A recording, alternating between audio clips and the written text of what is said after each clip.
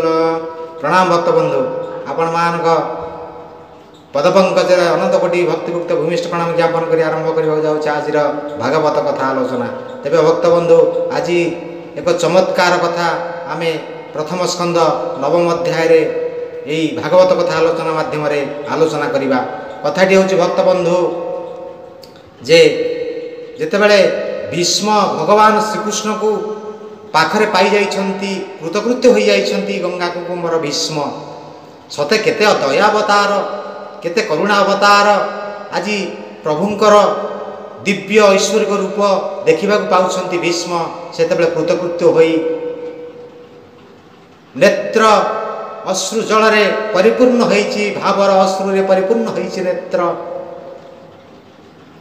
भक्ति भाव रे विहलित होई उठिचंती भीष्म एवं आज कहउछंती कौन कहउछंती से कथा आम आलोचना करवा। भीष्म किपरि भाव रे मुक्ति पाइछंती एवं से जगत को कहउछंती रे जीव रे मनीष रे आत्मा तुमे एमिति कर्म कर जो कर्म द्वारा तुमे मुक्ति पाई जीव। आज सरसज्जार थाई भीष्म से कथा कहिबे से कथा मध्य आम अति महत्वपूर्ण भाव रे अति सावधानतार सहित आज आम आलोचना करवा। तेबे आलोचना करने पूर्वर वीडियो को संपूर्ण देखिए, वीडियो को शेयर करेंगे, लाइक करेंगे एवं जो नुआ भक्त बंधु मैंने चैनल को नुआ कर आसुँच गोटे गोटे सब्सक्राइब करने केवे भी भूलिए ना। तेबे आसतु मो प्राणर भक्त बंधु मैंने भगवान वासुदेव पद पंकज अनंत कोटि प्रणाम नैवेद्य अर्पण कर आलोचना करवा। आज भागवत कथा आलोचना। ओम नमः भगवते वासुदेवाय। बोल आनंद कवार हरि हरि बोल। भागवत कथा आलोचना प्रथम स्कंद नवम अध्याय रे आज सूत महामुनि कौन करुछंती ना नमिष्यारण्य मध्य समस्त साधु संत मान को बुझौछंती कथा प्रसंग रे। आज कहउछंती भीष्मकर कथा सूत कहउछंती भीष्म जेतेबेले सरसज्जार पड़िछंती इच्छा मृत्यु तांकर जेतेबेले इच्छा हब मृत्यु लाभ करिया पई से सेतेबेले मृत्यु लाभ करिवे। सेति पई तांको इच्छा मृत्यु गंगा इच्छा मृत्यु से जेतेबेले इच्छा करिवे सेतेबेले से मरि परिवे। से जेतेबेले निजे स्वयं निजे इच्छा करिवे जे मु मोर मृत्यु हेई जाऊ सेतेबेले से मृत्यु को प्राप्त करिवे। तेणु करी तांको कुआ जाय इच्छा मृत्यु गंगा कुमार भीष्म। तेणु आज सरसज्जार शोइछति भीष्म। भीष्म पाखरे उपस्थित होइछंती भगवान श्रीकृष्ण साधु संत मुनि ऋषि नैष्ठिक ब्राह्मण वेद पाठ करुथिबा ब्राह्मण एवं पंचु पांडव विशिष्ट विशिष्ट महामुनि ऋषि साधु संत माने भगवान श्रीकृष्ण मध्य उपस्थित होइछंती। आज भगवान को देखी देई कृतकृत्य हो जाइछंती भीष्म। ये जीव किपरि भाव रे मुक्ति लाभ करिवो ये भव संसार रु मिछ माया रु ये अंधकूपरु ये जीव ये आत्मा ये मनीष केमिति उद्धार पाइब से कथा आज आज्ञा भीष्म कहउछंती। प्रथम अध्याय प्रथम स्कंद नवम अध्याय रे भीष्म उवाच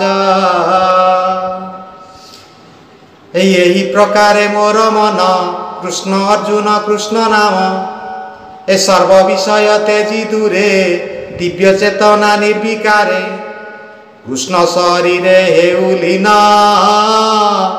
जे हरि जगते प्रधान जार महिमा जोगी जने चिंती न पारे जग ध्याने से सुख पाई ए जगते प्रकृति नासे अविरते प्रकृति तहु ये जगत प्रभाव रूपे हाथ जात ए तमाल पत्र प्राय वर्ण जे रूपे मोहे त्रिभुवन पीतवसन कटि सोहे प्रकाशे रवि रश्मि प्राय अलकावृत कपाल विराजे वदन कमल अर्जुन सखा पाद तले मो चित्त रहु जे निश्चले। आज प्रार्थना करुछंती भगवान श्रीकृष्ण को आखि आगरे पाई सरसज्जार सेमिति शोइछंती भावर लुह आज दुई आखिर द्वार देई ଝରି ଯାଉଛି। ହୃଦୟରେ ଅନନ୍ତ ଭକ୍ତିର ଭାବ, ନିଷ୍କପଟ ହୃଦୟ ଭୀଷ୍ମ ଆଜି ପାଇଯାଇଛନ୍ତି ଯେମିତି ତାଙ୍କର ପ୍ରାଣର ଠାକୁରଙ୍କୁ ନିଜ ପାଖରେ। ଆଜି ଭାବ ବିହଳ ହେଇଯାଇ କହୁଛନ୍ତି ଯେ ଅର୍ଜୁନଙ୍କର ସଖା ମୁଁ ଆଜି ତାଙ୍କୁ ତାଙ୍କରି ପାଦ ପଙ୍କଜରେ ମୋ ଚିତ୍ତ ଏମିତି ରହୁଥାଉ, ଏ ମନ ଏ ପ୍ରାଣ ସଦା ସର୍ବଦା ତାଙ୍କରି ପଦ ପଙ୍କଜରେ ସମର୍ପିତ ହୋଇ ତାଙ୍କର ନାମକୁ ଭଜନ କରୁଥାଉ, ମନନ କରୁଥାଉ, ଗାୟନ କରୁଥାଉ, ରଟନ କରୁଥାଉ। ତାଙ୍କରି ପଦ ପଙ୍କଜରେ ଏ ମନ ସଦା ସର୍ବଦା ନିମଜ୍ଜିତ ହେଇ ରହୁ। ଅର୍ଜୁନ ସଖା ପାଦ ତଳେ ମୋ ଚିତ୍ତ ରହୁ ଯେ ନିଶ୍ଚଳେ, ସଂଗ୍ରାମେ ଅଶ୍ଵ ଧୂଳି କାଏ, ଶିରବଦନ ଧୂମ ପାଏ, ବିରାଜେ ଶ୍ଵେତ କଣା ରଙ୍ଗେ, ବିବିଧ ଅଳଙ୍କାର ଅଙ୍ଗେ, ମୋହର ତୀକ୍ଷ୍ଣ ବାଣ ପନ୍ତି, ଜାରକ ବଚେ ଝଟକନ୍ତି, ସେ ପୁରେ ପଶୁ ମୋର ପ୍ରାଣ, ସ୍ୱଭାବେ ଯେହୁ ପରିତ୍ରାଣ, ସେ ହରି ଅର୍ଜୁନ ବଚନେ, ରଥ ନିବେଶୀ ମଧ୍ୟ ସନ୍ନେ, ଏ ଅନାଇ କଟାକ୍ଷ ଲୋଚନେ, ଆୟୁଷ ହରେ ପରସର୍ନେ, ତାର ଚରଣ ମନେ ଚିନ୍ତି, ନିରତେ ହେଉ ମୋର ପ୍ରୀତି, ଏ ଯୁଦ୍ଧର ଅର୍ଥେ କୋପ କରି, ସକଳ ଶସ୍ତ୍ର करे ଧରି, ଏ ସମୟରେ ଦେଖି ବନ୍ଧୁ ଜନ, ଦୟାରେ ନ ଯୁଝେ ଅର୍ଜୁନ, ଏ ମାୟାରେ ତାର ମନ ମୋହି, ଅନେକ ଆତ୍ମଜ୍ଞାନ କହି, ଅର୍ଜୁନ କୁମତି ହରିଲା, ଛଳେ ସମଗ୍ର ସଂହାରିଲା, ତାର ଚରଣେ ମୋହମତି, ନିଶ୍ଚଳ କରି ଆତ୍ମଗତି, ଏ ମୋହର ତୁଲ୍ୟ ସତ୍ୟ କଲା, ଶରଣ ଧରିବି ବୋଇଲା, ଏ ମୋହର ତୀକ୍ଷ୍ଣ ବାଣେ କୋପି, ମୋର ବଚନେ ମୋତେ ସ୍ଥାପି, ଏ ତକ୍ଷଣେ ଶସ୍ତ୍ର ଧରି ହସ୍ତେ, ଏ ରଥୁ ଧାଇଲା ଭୂମି ଗତେ, ଏ ଧାମନ୍ତେ ଅବ ନିକମ୍ପିଲା, ଏ ଉତ୍ତରୀ କନ୍ଧୁ ଉଡ଼ିଗଲା, ଏ ଚକ୍ର ଉଞ୍ଚାଇ ମହାକୋପେ, ମିଳିଲା ମୋହର ସମୀପେ, ଏ ଧର୍ମେଣ ସମ ରଉପେକ୍ଷୀ, ସିଂହ ଯେ ସନେ ଗଜ ଦେଖି, ମୁଆତ ତାଇ ପଣେ ରୁନ୍ଧି, ଅନେକ ବାଣ ତାରେ ବିନ୍ଧି, ଏ ବିଚ୍ଛିନ୍ନ କଲି ସେନାର ସଙ୍ଗେ, ଏ ଦେଖି ଧାଇଲା ଅତି ବେগে, ରୁଧିର ଭୂଷଣ ଶରୀରେ ଭୂମିକମ୍ପଇ ପାଦ ତଳେ, ସେ ହରି ଧ୍ୟାଇ ମୋର ପ୍ରାଣ, ମୁଁ ଏବେ ପଶିଲି ଶରଣ, ବିଜୟ ରଥେ ସେ ସାରଥି, ରଥ ଆରୋହୀ ଶୁଭ ଚିନ୍ତି, ସଂଗ୍ରାମେ କରି ଯେତେ ମଲେ, ସାତ୍ୱିକ ମୁକ୍ତି ସେ ଲଭିଲେ, ଏବେ ସଂଗ୍ରାମ ଅନ୍ତ କାଳେ, ମୋ ଚିତ୍ତ ରହୁ ପାଦ ମୂଳେ, ଗୋପନଗରେ ବୃନ୍ଦାବନେ,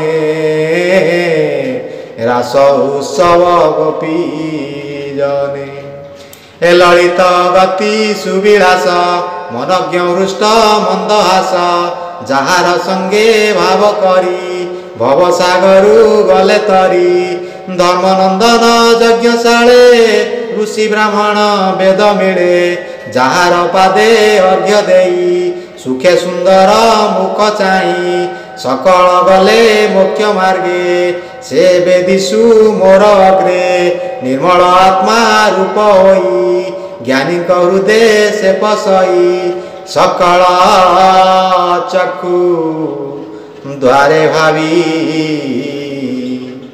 ଯେହ୍ନେ ପ୍ରକାଶ ହୁଏ ରବି, ସେ ହରି ପାଦେ ସୁଖେ ଭଜି,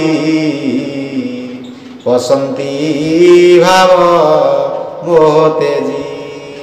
ତେଣୁ ଆଜି କିପରି ଭାବରେ ମୁକ୍ତି ଲାଭ କରିବେ, ଏ ଜୀବ କିପରି ଭାବରେ ମୁକ୍ତି ଲାଭ କରିବ, ଏ ମନ, ଏ ପ୍ରାଣ, ଏ ମଣିଷ ସମାଜ କିପରି ଭାବରେ ମୁକ୍ତି ଲାଭ କରିବ, ସେ ସବୁ କଥା ଆଜି ଇଚ୍ଛା ମୃତ୍ୟୁ ଗଙ୍ଗା କୁମର ଭୀଷ୍ମ ଆଜି ସରଶଯ୍ୟାରେ ଥାଇ ଭଗବାନଙ୍କ ନିକଟରେ ସବୁ ଗୁଣକୀର୍ତ୍ତନ କରି ଏ କଥା ମଧ୍ୟ କହିଲେ। ତେଣୁ ମୋ ପ୍ରାଣର ଭକ୍ତ ବନ୍ଧୁ, ଆଜି ତ ସମୟ ହେଇଗଲାଣି ଏ ଗଙ୍ଗା କୁମର, ଇଚ୍ଛା ମୃତ୍ୟୁ ଗଙ୍ଗା କୁମର ଭୀଷ୍ମଙ୍କର କଥାକୁ ଆମେ ଜୀବନର ପ୍ରତି ଜାଗାରେ ଉପସ୍ଥାପନ କରିବା, ପ୍ରତି ଚରିତ୍ରଗତ କରିବା, ଜୀବନର ପ୍ରତିଟି କ୍ଷେତ୍ରରେ ଆମେ ସେହି ଭଗବାନ ବାସୁଦେବଙ୍କୁ ସ୍ମରଣ କରିବା, ତାଙ୍କର ପଦପଙ୍କଜରେ ଏ ମନ ପ୍ରାଣ ସବୁ କିଛି ପାର୍ଥିବ ବସ୍ତୁକୁ ସମର୍ପିତ କରିଦେବା। ଆମର କିଛି ନୁହେଁ, ସବୁ କିଛି ହେଉଛି ତାଙ୍କର, ଆମେ ନିମିତ୍ତ ମାତ୍ର। ତେବେ ଭକ୍ତବନ୍ଧୁ, ଏହି କଥାକୁ ମନ ମଧ୍ୟରେ ସଦା ସର୍ବଦା ଧରି ଭଗବାନଙ୍କୁ ଆରାଧନା କରି ତାଙ୍କରି ପଦପଙ୍କଜରେ ସମର୍ପିତ ହୋଇଯିବା। ମରଣାନ୍ତେ ଆମେ ଦିବ୍ୟ ଗତି ଲାଭ କରିବା, ତାଙ୍କର ଦିବ୍ୟ ଶରୀର ଲୀନ ହୋଇଯିବା। ଆଜି ଏହି ଭାବକୁ ମନ ମଧ୍ୟରେ ଗୁଣୁଗୁଣେଇ ଆଜି ଆସନ୍ତୁ ଭଗବାନ ବାସୁଦେବଙ୍କ ପଦପଙ୍କଜରେ ଅନନ୍ତ କୋଟି ଭକ୍ତିଭୁକ୍ତ ପ୍ରଣାମ ନୈବେଦ୍ୟ ଅର୍ପଣ କରି ଆଜି ଏଇଠାରେ ସାଙ୍ଗ କରିବା ଆଜିର ଭାଗବତ କଥା ଆଲୋଚନା ଚକ୍ରକୁ। ଓମ୍ ନମୋ ଭଗବତେ ବାସୁଦେବାୟ।